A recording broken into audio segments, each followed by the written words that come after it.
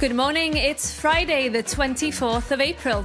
I'm Maret Gwyn and you're watching Europe Today, your daily dose of news and analysis broadcast live here from Brussels. Coming up on today's show, EU leaders are gathering in Cyprus to talk Ukraine, Iran, energy and mutual defence. They arrive fresh off a major win, having unblocked a crucial loan for Ukraine and sanctions on Russia.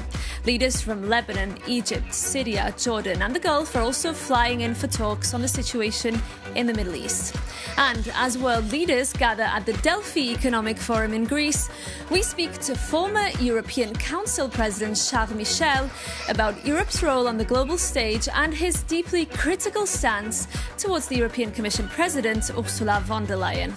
And US President Donald Trump has said that Israel and Lebanon have agreed a 3-week extension to the ceasefire in Israel's war on Hezbollah. It came after direct talks between the Israeli and Lebanese ambassadors to the US, the second such talks in recent days. They like each other. I found that out today, and I've sort of heard about that. They actually like each other, Lebanon and Israel. They've agreed to an additional 3 weeks of no firing, ceasefire, no more firing. Let's see. We hope that happens. It's not going to happen between them, but they do have Hezbollah to think about. But first, for our top story today, we're taking you to Cyprus, where EU leaders are holding an informal summit against a fraught geopolitical backdrop. Last night, over dinner, leaders discussed plans to revive the EU's little-known defence clause amid deepening cracks in the relationship between the US and its European allies. Today, they'll tackle the EU's long-term budget, and they'll also lunch with leaders from the Middle East. For more, we can cross over to Cyprus now, and to our correspondent Jorge Liboreiro, who's there for us. Great to see you, Jorge, this morning. Listen, this should have been Viktor Orban's last summit, but he's decided to skip, and that really seems to be defining this gathering. Kalimera Maret. Indeed, the longest-serving member of the European Council is not making his way to this summit. It would have been his farewell summit, so to speak, after 16 years of uninterrupted power. But as we remember, Viktor Orban was defeated in the polls earlier this month, and opposition leader Peter Magyar took over with the promise of restoring ties between Budapest and Brussels. Leaders yesterday, as they made their way to the dinner, were noticeably relieved by the change in power, because Viktor Orban has been a figure of disruption and obstruction for 16 years, and now everybody wants to bring back a sense of normalcy into the collective decision-making. And Jorge, the president of Ukraine, Volodymyr Zelensky, was also there, joining the leaders over dinner yesterday. And he had some very interesting comments on Ukraine's bid to join the European Union.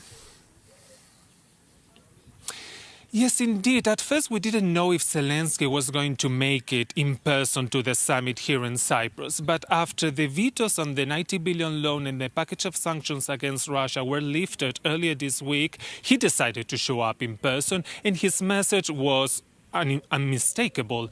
He was pushing to really speed up the accession process of Ukraine, which has been blocked by Hungary for almost 2 years now. The frustration of Zelensky was very palpable as well. He said that he needs a clear date for accession and he wants to speed up the process as soon as possible.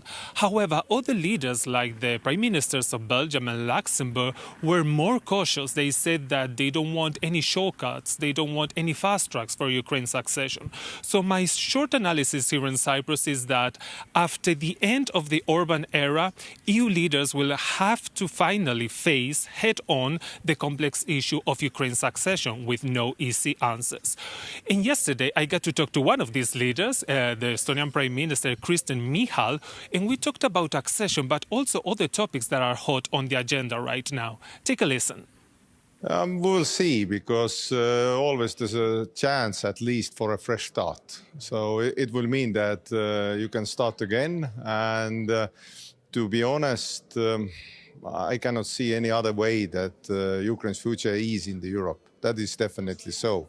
That will mean that the question is only when, not if and how. Now, I know you've been working on an initiative to introduce an European-wide ban for Russian soldiers who have taken part in the full-scale invasion of Ukraine. Why are you pushing for this measure now, and why is it so important to you? It's not even important to me, but it's important to everybody living in Europe because, to put it very simple terms, that before the war and at the start of the war, Russia had less men under the arms than right now. So we have more men under the arms right now than at the start of the war. And we would imagine for a moment that the war would stop, there will be ceasefire, peace, and somewhat, hopefully, just and lasting peace. Fine, but what will those people do?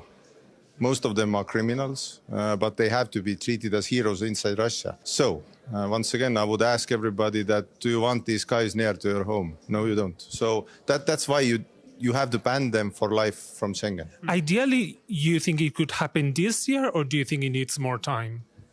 Ideally. It could happen, it should happen before the summer, but this is ideally. I have this kind of feeling that we will be talking about it before the summer already, but I don't know if enough decisions will be made before the summer, but I hope so. Mm-hmm. Another issue here for this informal summit is mutual assistance. We know that the European treaties have an article of mutual assistance, 42.7. It hasn't been explored until now, but we also know that many member states like yours are also part of NATO, which has an Article 5 of collective defense. Do you see a possible contradiction between these two articles, or can they coexist? They are coexisting because, for example, NATO Article 5 has been invoked only once from the United States, and European Article 42.7 has been also invoked once by France. So the question is about the need, and they can exist together, I would say, because usually it's pretty much overlapping what we're doing, because you need certain assistance, you need your allies to act with you. So I would say this is working well, but also we should talk about European capabilities, because as we can see, President Trump's message is also that Europe should bear more burden in own defense. Mm-hmm. Trump has also threatened to withdraw the United States from NATO. He's been saying this several times. We don't know what's going to happen, but do you think that because of these threats that he's making so publicly, the value of Article 5 has been decreased, that it's not so powerful anymore? I would say no to that, because, for example, when we had Russian MiGs in our space a little bit before that, certain Russian drones were in Poland's airspace, which was shot down. First time in NATO's history at that moment. At that moment, Trump's message was quite clear that America is standing to protect Baltics, Poland, and so on. So I would say that the messages have been quite clear that NATO is working, and also in Hague. We had NATO summit there, and Trump said that if Europe is sharing the burden, he will commit to NATO. Yes, I can understand that there's a lot of political messages, but the military side is working absolutely well. That was the Estonian Prime Minister Kristen Michal speaking to our correspondent Jorge Liboreiro, and we'll of course keep an eye out for Jorge's reporting throughout the day from those talks in Cyprus. Now, when he was president of the European Council, Charles Michel had a notoriously strained relationship with Commission President Ursula von der Leyen. Those tensions have resurfaced in recent weeks. Our Europe editor, Maria Tadeo, caught up with Michel earlier today at the Delphi Economic Forum. She began by asking him about von der Leyen's leadership style, often described as highly centralised, and whether sufficient checks and balances exist to keep that approach in check. All of us, we know what we have to do, but I'm observing that it seems that it's difficult to make the decisions that are urgent and that are needed. I trust the European Council. I think that by nature, the European Council is the right body to decide what are the main orientations, and also to make the most difficult decisions because, the European Council is the guardian of the European unity. And this European unity is something that's not easy to achieve. It requires a lot of work, a lot of preparation. It requires a lot of collective intelligence. It requires to listen to each other. And I'm confident that sooner or later the European Council will make additional decisions to clarify some of the orientations we have to decide on in the near future. Are we to understand, therefore, that the Council as it stands, it should be stronger, it should have a louder voice? It's not as strong as it should be, its message now. It's in my opinion, it's not a question of voice, it's a question of decisions that have to be made. And what is a bit frustrating for all those like me who are absolutely convinced that this project is more needed than ever, the European project, the European dream, the European principles, the European values, the European coexistence. What is frustrating is the fact that all of us, we know what we have to do. We know exactly what we have to do. Everything is on the table. And I'm observing that there are always good reasons to procrastinate. There are always good reasons to waste time. And that's regrettable. And again, I don't want to blame anyone in particular. Let's be clear. That's not my point. When I want to blame someone, I'm very clear. You know me. Here, that's not my point. My point is, let's look at the future. And we have tools, we have capacities, we have capabilities, we have great companies, we have great searchers, we have a lot of strength within the EU. And there is a crisis, there is chaos across the world. And by experience, we know when it's difficult in the world, in general, the EU is able to learn lessons fast. Let's act faster and let's learn our lessons. Some would argue the weakness at times of the Council goes back to the idea of unanimity, and that has been dragging the action and certainly the pace and the speed around it. Viktor Orban obviously has been crushed in a defeat. Viktor Orban now is gone from the Council. Is that going to make things better, or actually would you argue the dynamics are more profound? Even with the Hungarian Prime Minister gone, this issue will remain. Look, I hope that it will help the European Council to be more united in the future. But are you relieved that Viktor Orban lost? I wouldn't say that, because I will tell you why. Because I think that based on the experience I have on some topics, some in the European Council were hiding behind Viktor Orban, point one. And point two, in some of the European countries, you can have tomorrow some national leaders who are not so far from Viktor Orban's ideology on some topics, including on Ukraine, for instance, point one. Point two, does it mean that unanimity is a problem? For sure, unanimity is a challenge, there is no doubt. But I think we should think carefully before making a decision to not to use unanimity anymore, because if you stop to try to involve every country in the same decision, the risk is that you will weaken the weight of the EU at international level.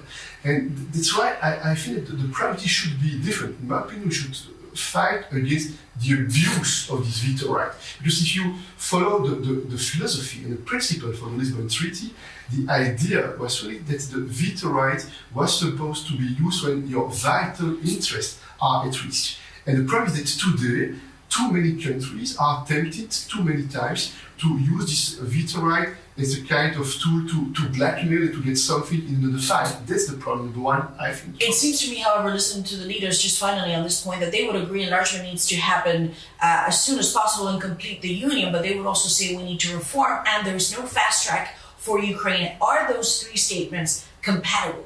Yeah, but what you are mentioning is this agreed language, no fast track, etc. When we want to do something, but in parallel, we add a sentence so that it is in fact more difficult to get the result. Let's be clear. There is no doubt that in those countries they have to do their homework and they know what they have to do.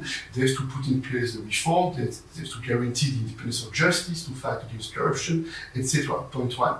On the other hand, let's be honest. In some of the European countries, it was very comfortable to use the argument of those countries not acting as fast as needed, because there is, in some European countries, a difficult political debate with this enlargement policy.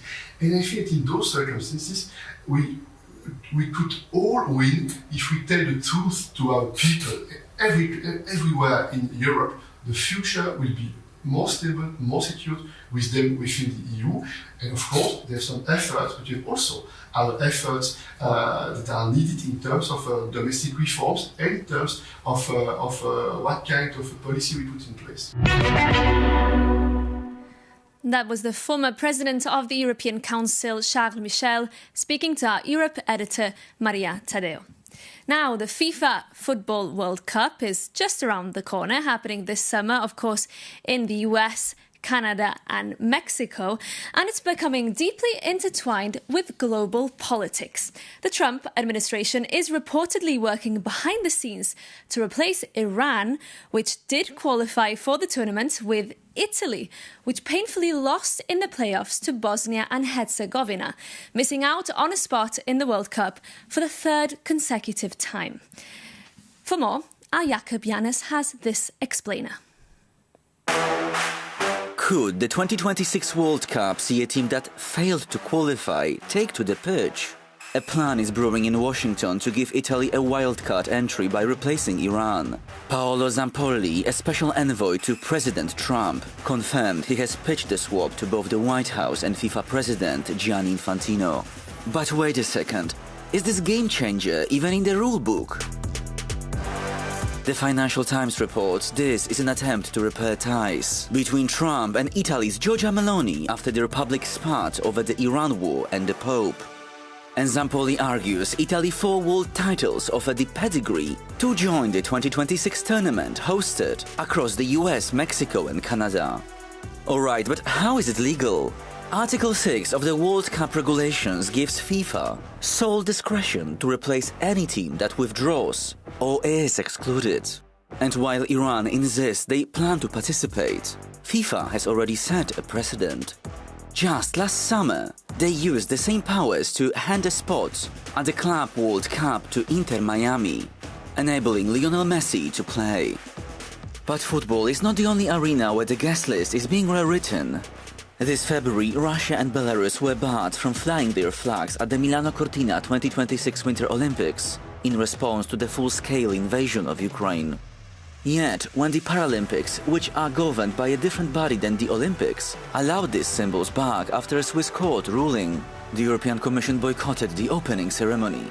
Sport Commissioner Glenn Mikalev called the return of the national banners unacceptable, while Russia's war of aggression against Ukraine continues. So if Italy does make it to Los Angeles this June, it could be the most historic wildcard in the history of the sport.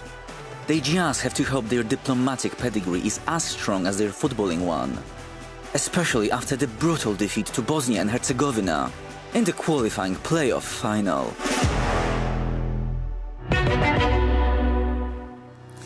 And that brings this edition of Europe Today to an end. Thank you so much for your company today and throughout this week.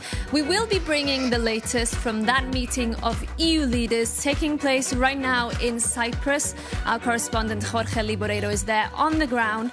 Keep an eye out for his reporting throughout the day on Euronews and Euronews.com. You can also get in touch with us. Email us at europetoday@euronews.com with your tips, questions and feedback. We love to hear from you. We'll be back on Monday with more news and more analysis from Brussels and across our European bureaus. In the meantime, do have a great weekend.